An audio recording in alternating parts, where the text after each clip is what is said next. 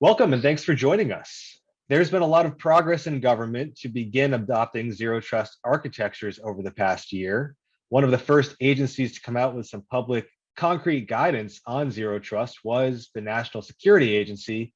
The NSA published a zero trust security model last year, and it's been one of the key agencies when it comes to setting standards and leadership on zero trust in government. So I'm very pleased to be joined today by Kevin Bingham, the Zero Trust lead at the National Security Agency. Kevin, thanks so much for joining us. You bet, Justin. It's a pleasure to be here. All right, and I'd love if you could start, just describe for us, there's a lot of takes on zero trust these days. What's the NSA's take on zero trust? How are you driving the concept forward? Well, so I've been a cybersecurity practitioner and trying to be as passionate in that space as I can for the last 20 years. Started off at NSA on the red team, so I got a very good view of cyber operations and what happens through the process of networks being compromised, right? We've got MITRE attack models out there now that support a lot of those tactics and techniques and procedures that hackers or nation state exploitation operators might do. From my early days of seeing that, it was easy to quickly understand that trying to protect the perimeter of the network was a losing cause, right? And so we've had those of us certainly within the agencies and others in private industry and others within the cybersecurity community that have understood this for a long time. It's been for decades now, starting back as early as the Jericho Forum. Hats off to Forrester and John Kindervag 11 or 12 years ago now for writing the Zero Trust paper. That was a very effective thought piece to put on paper an idea and a framework for how do you drive change within cybersecurity. We can say assumed breach, but people want to do the same things that they've done in the past. It's just the way our programs are set up. It's the way we're trained. If I'm an endpoint security engineer, I want to focus on protecting the endpoints. So it's been the challenge for me, and the frustrating part has just been how to get people to do the things that we at NSA may have been guiding or others, now coming out of CISA are guiding, because that change is hard, right? That culture change is hard. And so the zero trust model for us was an effort that was gaining momentum within private industry. We saw that. We thought this really is a bottom line, drives the assume breach mindset, and drives, in the end, this long story short, protection of the critical assets, resources, the data, and services that we need to do our mission, right? Whether it's a military DoD mission or it's a business mission. And so that's where it really became important to us. The Zero Trust framework, as it was put out, we in the DoD, as we started to try to understand how are we going to get these ideas out there in an understandable way so that people understand what to do with this phrase called Zero Trust. And that it's more than just a new name for the same old thing, right? That it actually gives you a framework, hopefully a unifying framework across government and private industry to how you can move forward with cybersecurity. So the model that we put out, I will first say that the DoD Zero Trust reference architecture was the first effort that we really started to focus on, and to try to put that reference architecture out there so that people could understand what Zero Trust was, that it wasn't just a technology that they bought from company X or Y, that they had to tie these capabilities and these concepts together in an integrated way to achieve effective cybersecurity. It doesn't have to be that difficult if you get the model proper, if you're focused on the right things. And so Zero Trust was a great place for us to start. The model that we published through the reference architecture, through our partnerships with DISA and DoD CIO and Cybercom, get that published and out there was a great start, right? I really think it was. And then follow on cybersecurity information sheets that we put out on embracing the cybersecurity zero trust cybersecurity model, was follow on to that, and certainly won't be the end of the guidance that we put out. Yeah, I mean, the model was not a technical document, very easy to understand for just about anyone who's reading it, the concept. And I think the reference architecture is probably a little bit more technically focused. You mentioned one of your biggest frustrations, challenges is just getting people to embrace the idea. What progress have you seen, I guess, over the last year or so in terms of getting people to coalesce around the concept? Well, I think all of the executive order 1428 certainly helped a lot, right? And that paved the way to the National Security Memorandum 8 as well, to extend that from federal government systems onto national security systems as well. So that has been a huge help. The momentum has been surprisingly positive to me. The acceptance of the model has been has happened a lot quicker in the last 2 years than I would have expected. Now, there was the 10 years of the original writing of the paper before we started to see momentum out within the cybersecurity community. So some of that work had already been done by others within the community, and even private industry companies that were embracing the zero trust model and publicly talking about it, right? Putting PowerPoint presentations out on sharing sites or writing white papers on how they achieved zero trust, which was very helpful as well. So for us, the momentum is solid. The reference architecture can be very helpful. Some organizations can take that reference architecture and immediately say, okay, I get it. These are things that I've been wanting to do for a while. Now I've got an executive order or a national security memorandum that says, hey, do zero trust. And so I'm empowered to go to my senior leaders and drive that change that we hadn't done before. Right? So we aren't just going to do endpoint security anymore. We aren't just going to do boundary security anymore. We're going to start focusing on the protection of that data and start focusing on making sure that we've got solid authentication of not only our users but also our devices. And you can extend that concept across the other pillars of zero trust, right? We look at that as being a simple to understand 5 to 7 pillar, depending on whose guidance you're looking at, whether it's DoD's versus CISA's pillar model of how to get your head around the complexities of cybersecurity, right? We used to have an old leader at NSA, Tony Sager. He's still out in the community, and used to say, we're crippled by the fog of more, right? And that statement always really stuck to me. People get overwhelmed by the guidance and the just the multiple top 10 lists or compliance efforts that they have to achieve. And so it seems to be bringing a lot of clarity and unity that's empowering certainly our DoD customers, but also our national security system and federal community as well. And it's making it easier for the vendors who are providing solutions to us to understand where we're going, right, from a cybersecurity approach, to adjust their roadmaps as necessary, or to work to integrate their capabilities with perhaps a partner's capabilities. NIST's their cybersecurity center of excellence doing some good work in that area as well. Got it.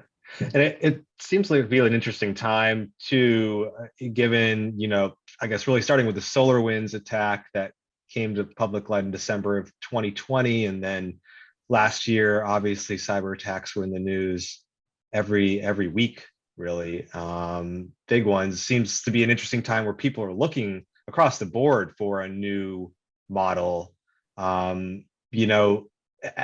there's this kind of increased urgency Do you think folks are approaching this in the right way in terms of, not just going out looking to buy zero trust in a box, like you mentioned before, not just looking for, the easiest one single solution, but actually looking at it as an architecture that will take some time, probably, depending on the organization, to implement? Yeah, so we see organizations do that extremely well, and then we've seen some that we would advise perhaps to do things a little bit differently. When we've seen it, the most positive examples that we can give you are those organizations that first understand the threat that they're trying to protect against. They embrace the zero trust security model in order to protect their systems and critical assets from that. And they start to plan it out. Now, this is a journey. We talk about that. I think all of us share that same concept that zero trust will take time. But as we start planning it out across our pillars through the phases that we can achieve within realistic timelines. So it's important that the organizations get full buy-in from their senior executive staff all the way down to their implementers and administrators, right? That's really important. When they do, good stuff happens. And in all the cases there, we've seen good things happen. A little can go a long way. So you start rolling through those phases or spins, if you will, for zero trust that may take, several months or perhaps a year. And then you bring in validation teams, right? So if you could bring in a red team to say, okay, how are we done? Right? We're planning it out. Let's bring in a validation team, a red team. Are we having success? Sometimes those red teams will find something that an organization forgot, but there's been recognition by those red teams from our experience and what we've seen that they're seeing things that they have not seen before, and little tweaks within the environment can start making things much more difficult for those red teams. And we've also seen some examples when those conditions are in place. We've got embracing the zero trust model, full support from senior leaders down to implementers, progress forward with the planning and execution. We've seen validation tested after 9 months to a year by red teams are completely ineffective, right? And so we want to continue to see more of that. Where it hasn't worked as well is where you've got a little bit of a cultural resistance to what's different about zero trust, or perhaps you start, instead of with the end in mind of where you're trying to go, you may start with, these are all the efforts that I've currently got going on right now already. Let me try to put those efforts into a pillar of zero trust. And hey, if I get enough of the pillars covered, I'm doing a little bit of analytics and I'm doing a little bit of multi-factor authentication or some type of authentication and access control method. We don't want people to look at the pillars of zero trust as a bingo card that they're just trying to place their capabilities to say, okay, we're looking pretty good, right? We want them to think about the roadmap of what you want your access controls to look like in 1 year and in 5 years. What do you want your data protection capabilities to be, as you start moving through those same time frames as well? What analytics am I doing now? But what analytics do I really want? What type of visibility do I really want to be able to have in my environment? All right, it empowers organizations to do good cybersecurity. And when they approach it from that way, and something like a SolarWinds happens, or another high-profile successful exploitation campaign of some sort or event, these organizations, they're almost energized and ready to defend, right? That's the attitude they're taking. Bring it on, I'm ready. I'm instrumented properly. I'm properly protected. I've protected my privileged accounts. I'm shutting down the adversary's maneuver space on the inside of my network. I'm gonna set the roles for that SolarWinds appliance or whatever appliance I might have, so that if something like a supply chain hit or some other critical vulnerability occurs, that the damage that appliance or exploit can do is limited, right? When we map these cybersecurity incidents across from a MITRE attack model perspective, right? If we can get that kind of detail and look at it from a maturity model of zero trust capabilities over time, we feel pretty confident, from our team's perspective, that you're going to significantly alter the outcome for the adversary by doing that. Got it.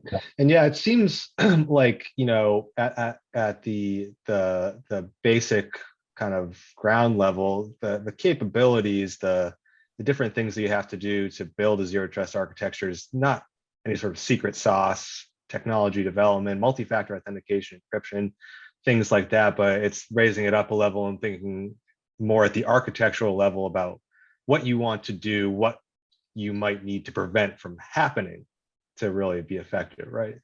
That's right. That's right. There's a lot of good guidance that's been out there for the last 10 years or more on good cybersecurity practices, best practices that we should take. And a lot of it's still good, right? And you might bend that in cyber hygiene. You might bend that in perhaps some more advanced flavors of that. Those are all called out when you look at a zero trust pillar mapping. You can reference the DoD zero trust reference architecture for something like that, or perhaps some other references that might be out there from NIST or from CISA. But ultimately, we really want to get to that focus on the data and the access controls of what user or account on what device is trying to do or gain access to what information or asset, right? And so ultimately, that's really where we want to go. And we certainly got little snips to that we've been doing for years. Certainly the Intel community has. What's different about zero trust is not only are we progressing along that cyber hygiene, but we're shifting our resources based on the other pillars that we've been neglecting over time. And we're not forgetting that end vision of what we're trying to get to, which is protecting that critical data application asset or resource, whatever that is, and making sure that the user or the account and the device that should be gaining access to that is, and other things aren't. And we keep track of that through solid monitoring and analytic capabilities, and start driving the processes through automation and orchestration. Right, we're doing a little bit of that now too, but certainly a lot more work that we can do in that space as time goes on, and as capabilities mature. Right, within our own organizations, but also within the vendor community as well. Got it. All right, so we've been talking at a pretty high level. I'd love if we could talk a little bit about, your own approach and helping your customers at the Cybersecurity Directorate adopt zero trust. Of course, your customers, owners of national security systems, defense industrial base, for folks who aren't aware. What's your approach in terms of spreading the gospel, I guess? Well, we do a lot of outreach and engagement, right? So a lot of overview briefings.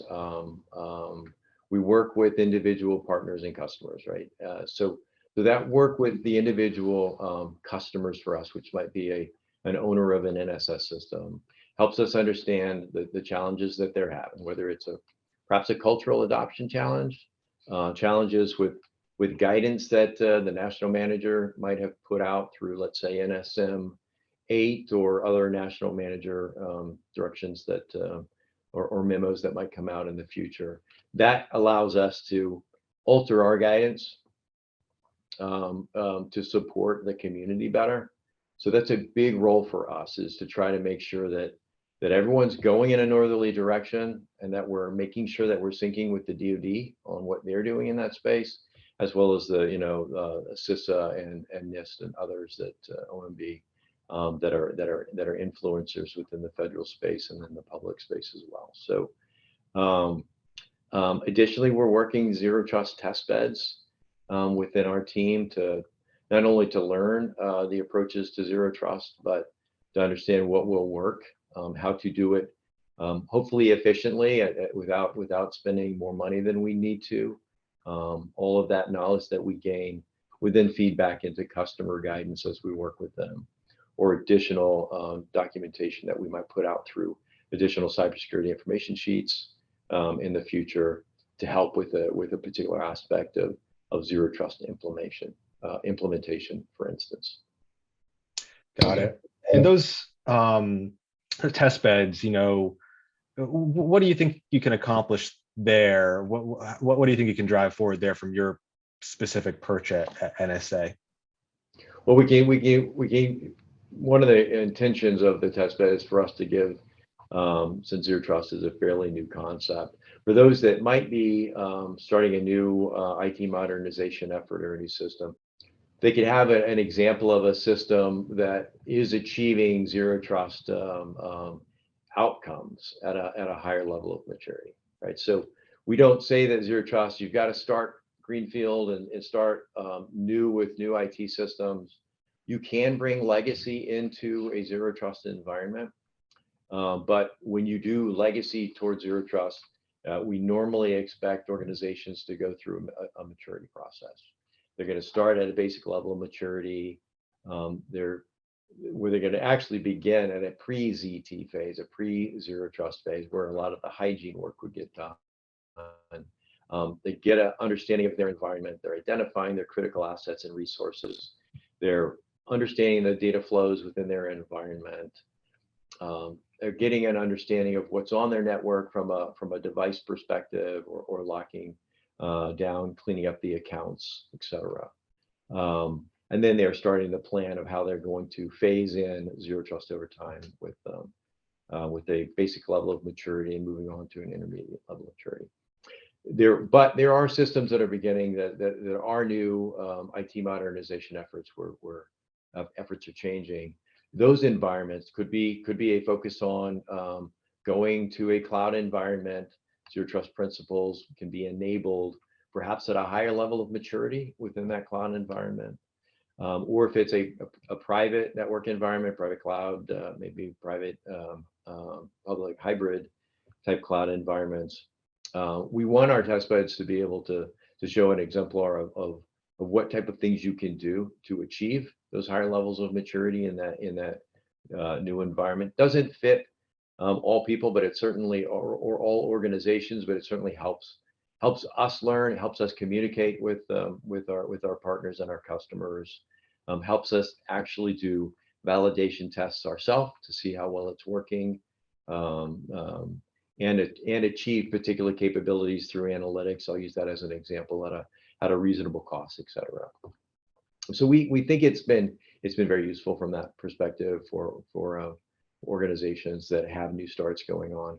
But for that legacy environment as well, it does give us an ability to test capabilities for our customers, let them get some hands-on, let them work with our teams to have direct engagement on a monthly, weekly, and in some cases daily basis to understand how they would implement zero trust in their own systems as well.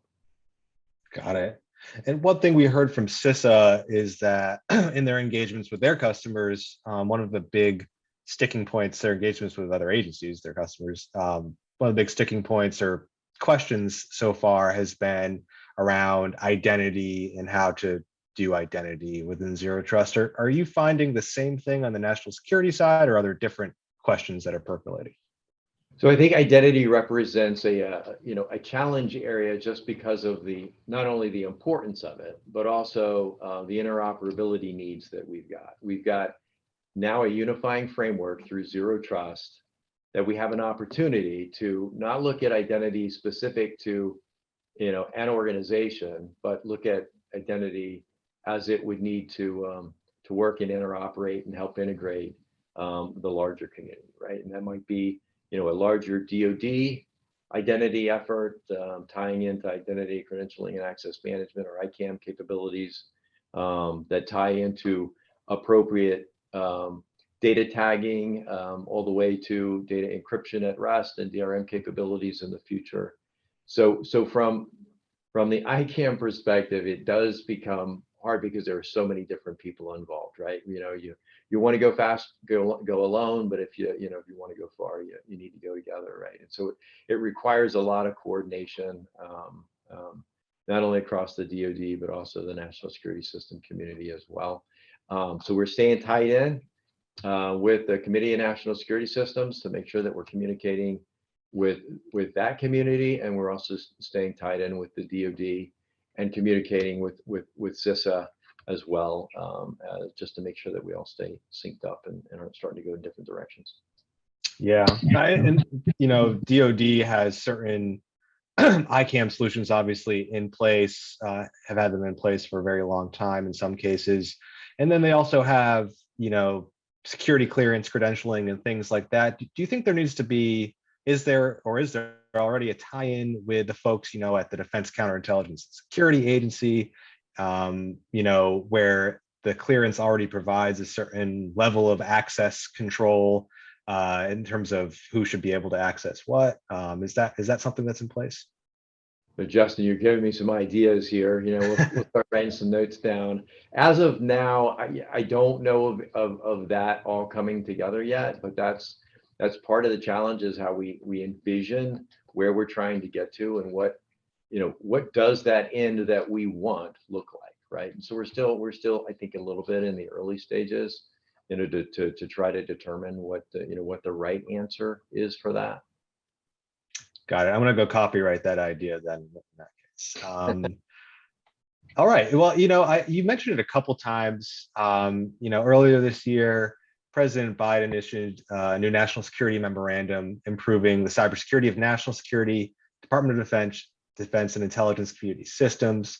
And that memorandum really, I guess, in a broad stroke, further centralized the role of the NSA when it comes to these types of systems and cybersecurity.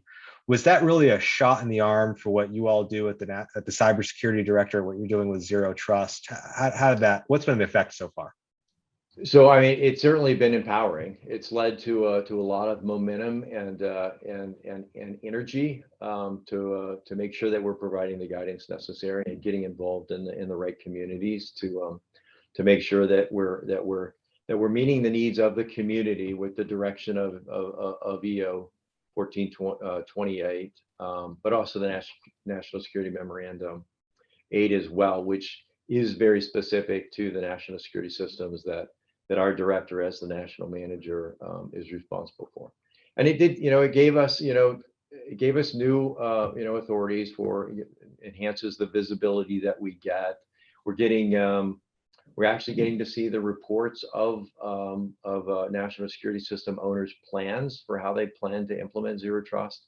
So it helps us understand who we might want to reach out to, or some other examples of who's already moving out and doing great stuff already at a higher level of maturity, right? So so for us, it's been centering, and it's provided some organization within the cybersecurity directorate of how we need to move out on this.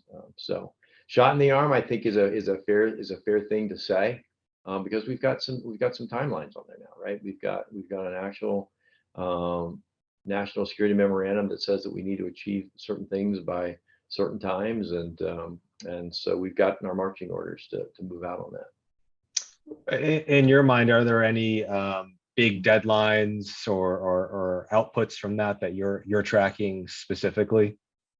For me, from our team's perspective, it was the reporting of agencies' plans, NSS owners' plans to implement Zero Trust.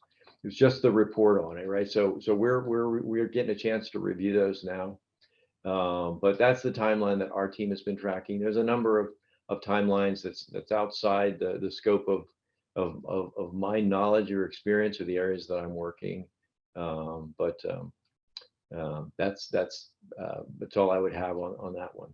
Sure. And in terms of just reviewing those plans, what's your general approach? And then after you've done that assessment, what do you do going forward? So we had the reports come back and show different levels of maturity, which we completely understood, right? So success from our team's perspective is to make sure that we have an ability to track national security system owners, understand the direction that they've been given related to, hey, move out on a Zero Trust security model. We now know that we've been able to point them towards the reference documents that exist out there, reference architectures, NIST 800-207, and other guidance documents that support the federal government, to include CISA documentation out there. it's been a forcing function for us to be able to communicate with that national security system community to initially understand zero trust, start thinking about how they're going to plan for it, right? That was the baseline of what I expected to start getting back. The positive,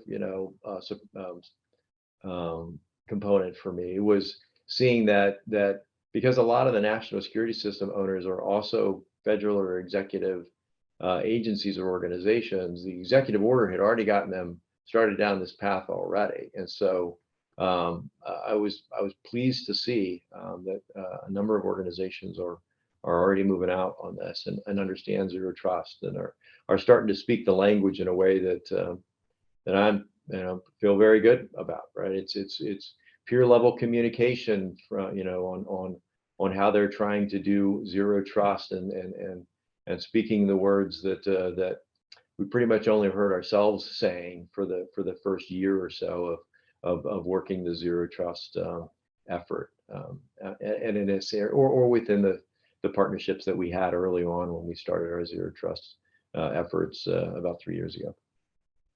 Got it. Yeah, and further along on that point, I think sometimes there's this impression that there's a strong dividing line between the civilian executive branch and the national security side of things, and in some cases, in terms of authorities, of course, there is. But what's the collaboration been like with your colleagues at CISA, OMB, and other important organizations in the federal government on zero trust? Yeah, it's been very positive up to this point, and we try to stay connected with them as often as we can. We know the teams very well.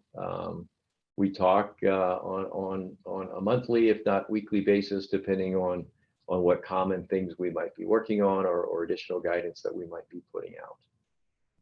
So it's been the executive order and the national security memorandum has been a nice forcing function, I think, for both sides to say, hey, we need to make sure that we're synchronized on this. In some cases, the language may be written a little bit differently, so that there's always a challenge of making sure that we're all speaking the same language, because we don't want to use different wording or cause confusion within the community because we're saying things slightly different. There's always improvement that we can continue to work on that, but I'm pretty happy that we're all heading north, and the things that we've seen coming out of CISA and OMB, we've just been able to piggyback on and then do whatever else is needed for the national security system community on top of that, right? Based on the criticality or the importance of that system or the sensitivity of that system that we're dealing with. Should we read in at all to the fact that there's 2 extra pillars in the NSA in the DoD reference architecture compared to CISA's, or is that just you should? It was just it was a way of communicating the message, right? So, the DoD focused on the 7 pillars because even though we agreed that 2 of those pillars were enabling the other 5 pillars, right, which is visibility and analytics and automation and orchestration. So the way CISA wrote it up made complete sense, and we reviewed it and said, man, it makes sense, right? I mean, it's actually pretty accurate. The reason we hadn't gone that direction is we didn't want to.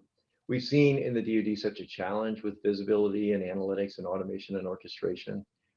We wanted to leave that as a clear pillar that was always on the paper, so that people didn't say, I'll work on visibility and analytics later, or I'll work on automation and orchestration later.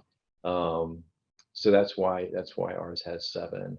And we brief it as, oh, by the way, these 2 pillars on the end here, visibility and analytics and automation orchestration, support the other 5, and all of these have to be integrated tightly for maximum effect. And then there's also the governance component that's just added on there, which is again completely valid. So we do get a lot of questions about that, and luckily it all maps and tracks consistently. So. Got it. All right. Well, that's great great clarification for folks who have questions about that. And CISA theirs is actually a draft technically still, and they're in the process of, I think, updating and finalizing theirs. On your side, is there any plans at this point to update the DoD reference architecture? Are you pretty comfortable where that's at right now? Yeah, our team is comfortable with the version that's out there right now, which is version 1. There is a version 2 that is being worked on now. I don't have a date for when the intent to release that is, but we originally wrote the reference architecture with the intent of trying to make it as future proof as possible, right? And there are some tweaks that are going into the DoD's version based on comments and inputs that came back from the community. But yeah, that should be released in not too much longer. I imagine, you'll have some lessons learned in the not too distant future based on the test beds that you're working on. I think DISA also has a pilot prototype zero trust solution. So there's seems to be a lot of actual, work going on to make these things a reality, this concept a reality. Yeah, and the services and agencies, both on the DoD side and the federal side, have got efforts going on as well. And so we try to stay as plugged into those as we can. We're of course always worried that we want to make sure that that as people start moving out, that we talked about identity and some of the ICAM challenges already, right? We just want to make sure that we want people to move out. We want people to be as innovative as they can on methods to achieve zero trust. But we also want to make sure that in the end, we're able to interoperate and have that maximum collaboration capability that we need. And so we're staying pretty keen on that and trying to work with the DoD's portfolio management office on the DoD side, who's also trying to do as much as that organization is trying to do as much as they can to make sure that those same interoperability challenges remain top of mind, so that organizations can move out and innovate and make progress, and not just wait for a cloud solution to come along or some other IT new start to come along that's going to solve our problems, because there's going to be legacy environments that won't go away. So it's good, and we'll just try to make sure that we're managing the efforts and communicating as best we can to ensure interoperability between capabilities and communities as we go forward. Sure. And I mean, interoperability, it kind of goes hand in hand with, I guess, scalability.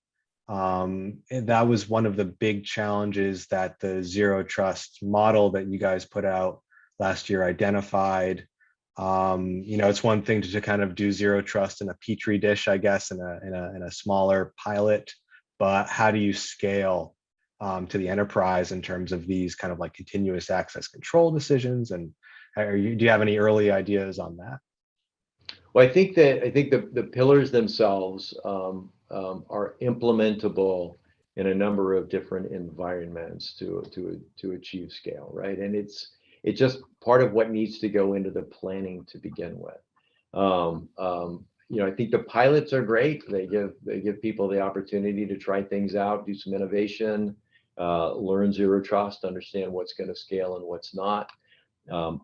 Our test beds that we're working on are intended to be let's do mature levels of zero trust implementation in a model that is scalable, right? Now of course that's our attempt, and we're still in the process of building some of those out. So we'll see if we achieve that.